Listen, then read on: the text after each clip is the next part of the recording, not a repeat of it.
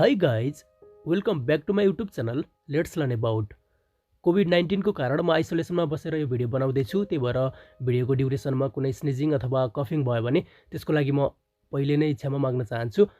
र अघिल्लो भिडियोमा हामीले वुडको प्रयोग सिकेका थियौँ। आज हामी सुडको प्रयोग गर्न सिक्नेछौँ।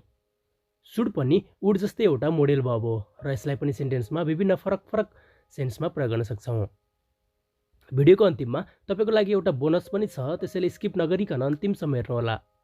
And without any further ado let's get into it. सबैभन्दा पहिला त सुडको मिनिङ गर्नुपर्छ भन्ने हुन्छ। गर्नुपर्छ कसैलाई हामीले सजेसन गर्दा अथवा तिमीले यस्तो गर्नुपर्छ, मैले यस्तो गर्नुपर्छ, उसले यस्तो गर्नुपर्छ भन्दाखेरि चाहिँ हामी सुडको प्रयोग गर्न सक्छौँ। जस्तो एक्जाम्पल छ, तिमी पोखरा जानुपर्छ, तिमी पोखरा जानुपर्छ।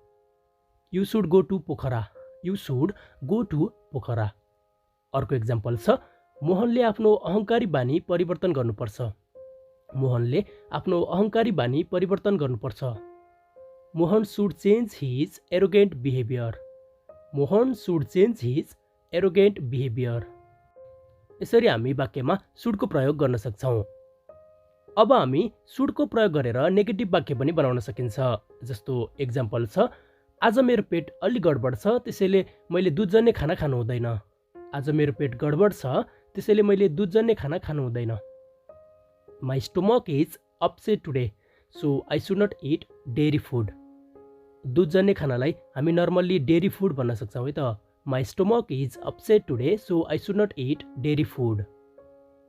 र साथै सुडको प्रयोग गरेर इन्टरोगेटिभ वाक्य पनि हामी बनाउन सक्छौँ, प्रश्न सोधिएको वाक्य। जस्तो एक्जाम्पल छ, के म जीवनसँगै जानुपर्छ, के म जीवनसँगै जानुपर्छ। सुड आई गो विथ जीवन, सुड आई गो विथ जीवन। अब हाम्रो सेकेन्ड नम्बरमा छ सुड बी।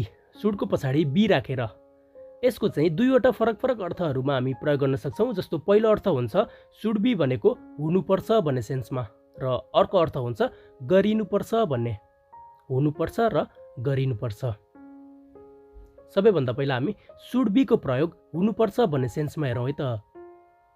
एक्जाम्पल छ, मेरो मोबाइल कोठामा हुनुपर्छ, मेरो मोबाइल कोठामा हुनुपर्छ। My mobile should be in my room, my mobile should be in my room. अर्को एक्जाम्पल छ, करण यति बेला पार्कमा हुनुपर्छ, करण यति बेला पार्कमा हुनुपर्छ। Karan should be at park right now, Karan should be at park right now. अब नेगेटिभ वाक्य, हामी स्वार्थी हुनु हुँदैन, हामी स्वार्थी हुनु हुँदैन। We shouldn't be selfish, we shouldn't be selfish. र इन्टरोगेटिभ सेन्टेन्स छ, तिम्रो भाइ यति बेला कहाँ हुनुपर्छ, तिम्रो भाइ यति बेला कहाँ हुनुपर्छ। यसमा कहाँ भन्ने शब्द आयो, त्यही भएर यो डबल इन्टरोगेटिभ वाक्यमा पर्छ। अब सिङ्गल इन्टरोगेटिभ भनेको के हो र डबल इन्टरोगेटिभ भनेको के हो त्यो त हामी टेन्समा पढिहाल्छौँ। आज चाहिँ हामी नर्मल्ली यसलाई प्रश्नवाचक वाक्य भनेर मात्र सिकौँ है त। Where should your brother be right now, where should your brother be right now. अब सुड बी को प्रयोग गरिनुपर्छ भन्ने सेन्समा, यो आज रातिसम्म गरिनुपर्छ, यो आज रातिसम्म गरिनुपर्छ। It should be done by tonight, it should be done by tonight. अर्को एक्जाम्पल छ, सोनिकालाई उनीहरूसँगै लगिनुपर्छ, सोनिकालाई उनीहरूसँगै लगिनुपर्छ। Sonika should be taken with them, Sonika should be taken with them. अब सुड बी को प्रयोग गरेर नेगेटिभ वाक्य छ, म मेरो खाना यत्तिकै छोडेर जाँदैछु, म फर्केर आउँदा यो खाइनु हुँदैन, म मेरो खाना यत्तिकै छोडेर जाँदैछु, म फर्केर आउँदा यो खाइनु हुँदैन। I'm just leaving my food here, it shouldn't be eaten when I return, I'm just leaving my food here, it shouldn't be eaten when I return. अब इन्टरोगेटिभ वाक्य छ, यो कहिलेसम्म सकिनुपर्छ, यो डबल इन्टरोगेटिभ वाक्य छ, यो कहिलेसम्म सकिनुपर्छ। When should it be done by, when should it be done by. अब अर्को छ तेस्रो नम्बरमा सुड ह्याभ। सुडको पछाडि ह्याभ राखेर यसको पनि दुईवटा फरक मिनिङमा हामी प्रयोग गर्न सक्छौँ। एउटा हुन्छ सँग हुनुपर्छ र अर्को गर्नु पर्थ्यो भन्ने सेन्समा। सबैभन्दा पहिला सुड ह्याभ को प्रयोग सँग हुनुपर्छ भन्ने सेन्समा हेरौँ है त। एक्जाम्पल छ, त्यहाँ भित्र जानको लागि तिमीसँग टिकट हुनुपर्छ, त्यहाँभित्र जानको लागि तिमीसँग टिकट हुनुपर्छ। You should have ticket to enter there. You should have ticket to enter there. हामीले यसरी ह्याभको पछाडि नाउनको प्रयोग गरेर चाहिँ वाक्यहरू बनायौँ। अब अर्को इक्जाम्पल छ, कुनै बिजनेस सुरु गर्नको लागि हामीसँग कमसेकम 20 लाख हुनुपर्छ। कुनै बिजनेस सुरु गर्नको लागि हामीसँग कमसेकम 20 लाख हुनुपर्छ। We should have at least 20 lakh to start a business. We should have at least 20 lakh to start a business. Negative वाक्य छ, त्यो काम पाउनको लागि तपाईँसँग कलर ब्लाइन्ड हुनु हुँदैन। कुनै कुनै काम हुन्छ नि जसमा कलर ब्लाइन्ड छ भने त्यो कामको लागि हामी एलिजिबल हुँदैन नि, त्यस्तै सेन्समा यो वाक्य बनाइएको छ। त्यो काम पाउनको लागि तपाईँसँग कलर ब्लाइन्ड हुनु हुँदैन भनेको छ।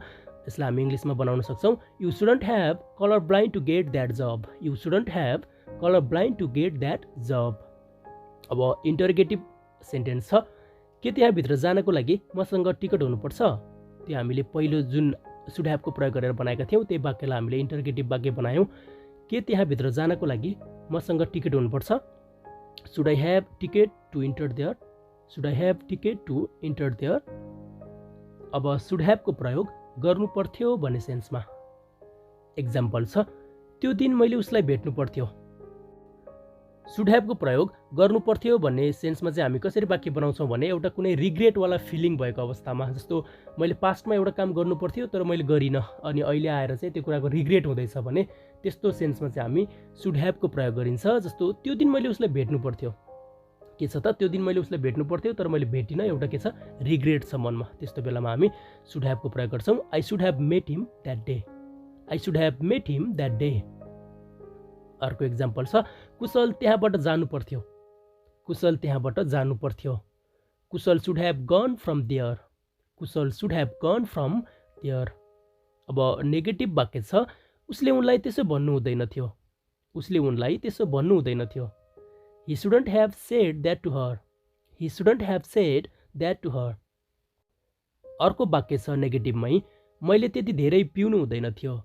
मैले त्यति धेरै पिउनु हुँदैन थियो। I shouldn't have drunk that much. I shouldn't have drunk that much. अब इन्टरगेटिभ वाक्य छ, के म चाँडै आउनु पर्थ्यो। के म चाँडै आउनु पर्थ्यो। Should I have come early?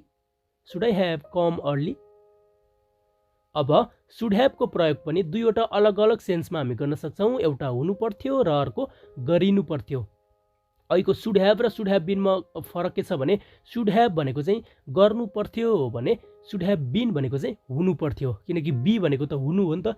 हामी सुड ह्याभ बिनको प्रयोग गरेर हुनु पर्थ्यो भन्ने सेन्समा वाक्य बनाउन सक्छौँ। सबैभन्दा पहिला हुनु पर्थ्यो भन्ने सेन्समै वाक्यहरू हेरौँ। एक्जाम्पल छ, मेरो मोबाइल कोठामै हुनु पर्थ्यो। अघि हामीले सुड बीको प्रयोग गऱ्यौँ नि हुनुपर्छ भनेर, त्यसमा चाहिँ हामीले मेरो मोबाइल कोठामै हुनुपर्छ भनेका थियौँ। यसमा चाहिँ हुनु पर्थ्यो पास्टमा। जस्तो कुनै स्टोरीहरू बताउँदाखेरि मेरो मोबाइल कोठामै हुनु पर्थ्यो तर कोठामा थिएन, जस्तो यस्तो किसिमको हामीले वाक्यहरू बनाउनु पर्यो भने सुड ह्याभ बिनको प्रयोग गर्न सक्छौँ। मेरो मोबाइल कोठामा हुनु पर्थ्यो। My mobile should have been in my room. My mobile should have been in my room. अर्को एक्जाम्पल छ, करण त्यति बेला पार्कमा हुनु पर्थ्यो। करण त्यति बेला पार्कमा हुनु पर्थ्यो। Karan should have been at park then. Karan should have been at park then. Negative वाक्य छ, हामी स्वार्थी हुनु हुँदैन थियो भन्न खोजेको। अघि हामीले चाहिँ हामी स्वार्थी हुनु हुँदैन भनेर प्रेजेन्ट टेन्समा अथवा एउटा सिम्पल सेन्टेन्स बनायौँ भने यो चाहिँ कुनै एउटा पार्टिकुलर टाइममा चाहिँ त्यति बेला हामी स्वार्थी भइदिएर यस्तो भयो, हामी त्यतिखेर स्वार्थी हुनु हुँदैन थियो भन्ने सेन्समा यो वाक्यको हामी प्रयोग गर्न सक्छौँ। We shouldn't have been selfish. We shouldn't have been selfish. अब इन्टरगेटिभ वाक्य छ, तिम्रो भाइ त्यति बेला कहाँ हुनु पर्थ्यो। Where should have been your brother then. Where should have been your brother then. अब सुड ह्याभ बिनको प्रयोग गरिनु पर्थ्यो भन्ने सेन्समा। एक्जाम्पल छ, यो हिजोसम्म गरिनु पर्थ्यो। अघि हामीले चाहिँ गरिनु पर्छ भन्ने सेन्समा वाक्य बनाएका थियौँ सुड बीको प्रयोग गरेर भने सुड ह्याभ बिनको प्रयोग गरेर चाहिँ गरिनु पर्थ्यो, पास्टमा गरिनु पर्थ्यो भन्ने सेन्समा वाक्य बनाइन्छ। यो हिजोसम्म गरिनु पर्थ्यो। It should have been done by yesterday. It should have been done by yesterday. सोनिकालाई उनीहरूसँगै लगिनु पर्थ्यो। Sonika should have been taken with them. Sonika should have been taken with them. अब नेगेटिभ वाक्य छ, मैले मेरो खाना त्यत्तिकै छोडेको थिएँ, म फर्केर आउँदा त्यो खाइनु हुँदैन थियो। मैले मेरो खाना त्यत्तिकै छोडेको थिएँ, म फर्केर आउँदा त्यो खाइनु हुँदैन थियो। I had just left my food there. It shouldn't have been eaten when I returned. I had just left my food there. It shouldn't have been eaten when I returned. अब इन्टरगेटिभ वाक्य पनि छ, त्यो कहिलेसम्म गरिनु पर्थ्यो? त्यो कहिलेसम्म गरिनु पर्थ्यो? When should have that been done by? When should have that been done by? अब अर्को छ सुडको प्रयोग। सुडको पछाडि have had राखेर एउटा सँग हुनु पर्थ्यो भन्ने सेन्समा र अर्को खानु अथवा पिउनु पर्थ्यो भन्ने सेन्समा। यसरी हामी सुड हेभ ह्याडको प्रयोग दुईवटा अलग अलग सेन्समा गर्न सक्छौँ, सँग हुनु पर्थ्यो र खानु अथवा पिउनु पर्थ्यो भन्ने सेन्समा। सबैभन्दा पहिला सुड हेभ ह्याडको प्रयोग सँग हुनु पर्थ्यो भन्ने सेन्समा हेरौँ है त। एक्जाम्पल छ, त्यो दिन मसँग ल्यापटप हुनु पर्थ्यो, तब म तिमीलाई सहयोग गर्न सक्थेँ। त्यो दिन मसँग ल्यापटप हुनु पर्थ्यो, तब म तिमीलाई सहयोग गर्न सक्थेँ। I should have had a laptop that day. I could have helped you then. I should have had a laptop that day. I could have helped you then. अर्को एक्जाम्पल छ, हिजो तिमीसँग 10,000 रुपियाँ हुनु पर्थ्यो। हिजो तिमीसँग 10,000 रुपियाँ हुनु पर्थ्यो। Yesterday you should have had 10,000 rupees. Yesterday you should have had 10,000 rupees. अब नेगेटिभ सेन्समा वाक्य छ, हिजो मसँग त्यो झोला हुनु हुँदैन थियो। हिजो मसँग त्यो झोला हुनु हुँदैन थियो। Yesterday I shouldn't have had that bag. Yesterday I shouldn't have had that bag. Interrogative sentence छ, मसँग कति रुपैयाँ हुनु पर्थ्यो? मसँग कति रुपैयाँ हुनु पर्थ्यो? How much money should I have had? How much money should I have had? अब should have had को प्रयोग खानु अथवा पिउनु पर्थ्यो भन्ने सेन्समा हेरौँ। एक्जाम्पल छ, मैले बिहानको खाजा खानु पर्थ्यो। मैले बिहानको खाजा खानु पर्थ्यो। कुनै एउटा रिग्रेट छ, जस्तो हुनसक्छ तपाईँ कतै काममा जानुभयो अथवा कतै ट्राभल गर्नुभयो, तर बिहान नखाइकन जानुभयो भने दिउँसो भोक लाग्दाखेरि ओहो मैले बिहानको खाना खानु पर्थ्यो नि, मैले खाइनँ, अहिले भोक लाग्यो छिट्टै भनेर रिग्रेटवाला फिलिङ आउँदा चाहिँ हामी यस्तो वाक्यहरू बनाउन सक्छौँ।